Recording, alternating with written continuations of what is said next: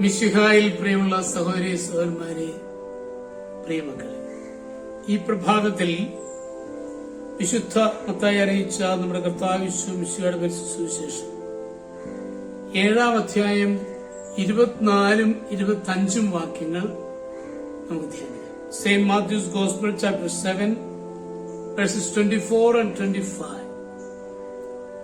എന്റെ ഈ വചനങ്ങൾ ശ്രവിക്കുകയും അവ അനുസരിക്കുകയും ചെയ്യുന്നവൻ പാറമേൽ ഭവനം പണിത വിവേകിമതിയായ മനുഷ്യന് തുല്യനായി.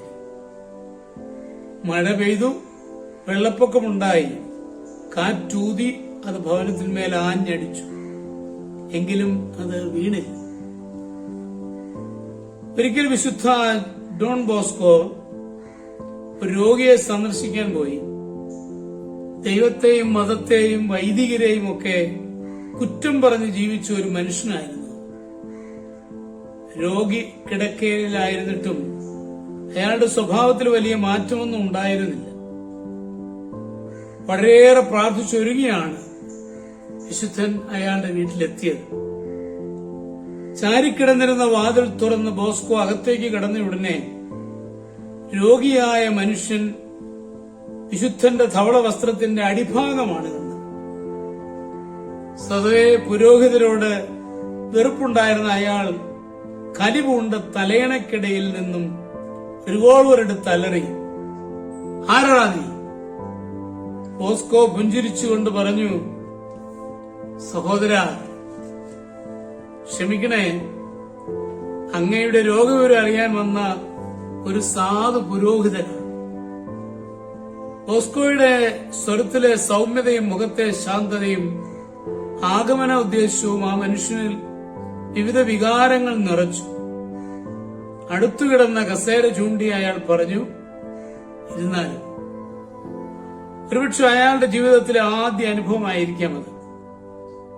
സൗമ്യതയുടെ ഒരു വാക്ക് പുരോഹിതനോട് സംസാരിക്കുന്നു.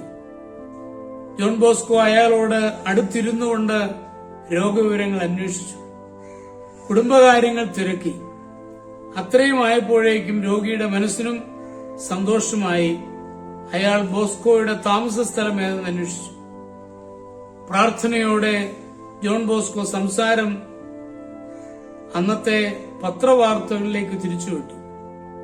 ഇന്നത്തെ പത്രത്തിൽ നിരീശ്വരവാദിയായ വോൾട്ടയർ മരിച്ചുവെന്ന വാർത്തയുണ്ടായിരുന്നു.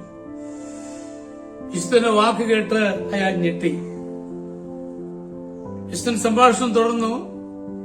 ജനങ്ങൾ അയാൾ ചത്തൊടുങ്ങിയതിൽ സന്തോഷിക്കുകയാണെന്ന് തോന്നുന്നു.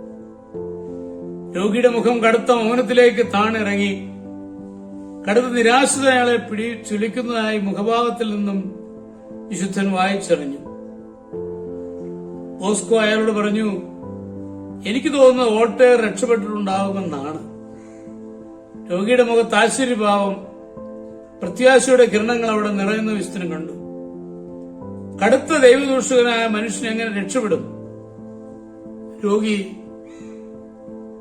അദ്ദേഹത്തോട് ചോദിച്ചു. പശ്ചാത്തപിക്കുന്ന ഹൃദയത്തോടെയാണ് അയാൾ മരിച്ചത്. യേശുവിൽ അയാളുടെ ഹൃദയം പണിയപ്പെട്ടിരുന്നിരിക്കണം, ബോസ്കോ പറഞ്ഞു. മറ്റെല്ലാം മറന്ന് രോഗി ഉറക്കെ പറഞ്ഞു, "എന്റെ ഹൃദയവും ഈശോയിൽ ഞാൻ നിർമ്മിക്കാൻ തുടങ്ങും. എന്റെ എല്ലാ പാപങ്ങളും ഇതാ ഞാൻ വെറുത്തുപേക്ഷിക്കും." വിശുദ്ധന് തന്റെ ലക്ഷ്യം സാധ്യമായതായി വ്യക്തമായി. വർഷങ്ങളായ അയാളുടെ മനസ്സിൽ അടിഞ്ഞുകിടന്ന പാപങ്ങൾ അയാൾ ഫാദർ ബോസ്കോയ്ക്ക് മുൻപിൽ തുറന്നു. അനുതാപത്തിന്റെ ചുടുകണ്ണീർ അയാളുടെ മുഖത്തൂടെ ചാലുകീറി ഒഴുകി. അയാൾ കുമ്പസാരിച്ചു, ഈശോയെ സ്വീകരിച്ചു. അയാളുടെ മനസ്സിൽ ഈശോയുടെ പുതിയ ഭവനത്തിന് അടിത്തറയിട്ടു. പാറമേൽ നിർമ്മിക്കപ്പെട്ട ആ ഭവനം ഉറപ്പുള്ളതായിരുന്നു എന്ന് പിന്നീട് വിശുദ്ധന് പലതവണ അനുഭവിച്ചറിയാനും കഴിഞ്ഞു. ശാന്തമായ സൗമ്യമായ മറുപടിയാണ് അദ്ദേഹത്തെ നേടിയെടുത്തത് എന്ന് നമ്മൾ മനസ്സിലാക്കാം. നമ്മുടെ കർത്താവ് ഈശോ മിശിഹായുടെ കൃപയും പിതാവായ ദൈവത്തിന്റെ സ്നേഹവും പരിശുദ്ധാത്മാവിന്റെ സഹവാസവും പരിശുദ്ധ അമ്മയുടെ മധ്യസ്ഥതയും നിങ്ങളെല്ലാവരോടും കൂടി ധാരാളമായിട്ടുണ്ടായിരിക്കും, എപ്പോഴും എപ്പോഴും.